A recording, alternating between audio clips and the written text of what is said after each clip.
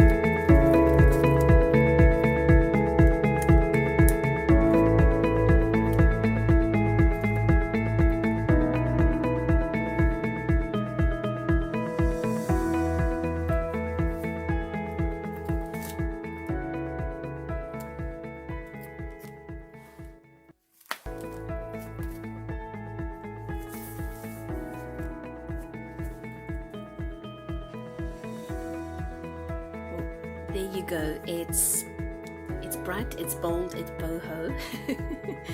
It's wonderful, and I'm extremely happy with how this journal turned out. I learned a lot doing this journal, which is always nice as well, and so I'm more than likely going to do more of these sort of art journal pages, more of the quilting type covers, and all these different textures and pockets, and some of these rub-ons are actually iron-ons. I ironed this one and that one on, so lots that I learned, and it's going to be fun to make the next one. So thank you so much for joining me, and especially on the journey up until this point, and I will see you in the next video. Thank you for stopping by. Bye.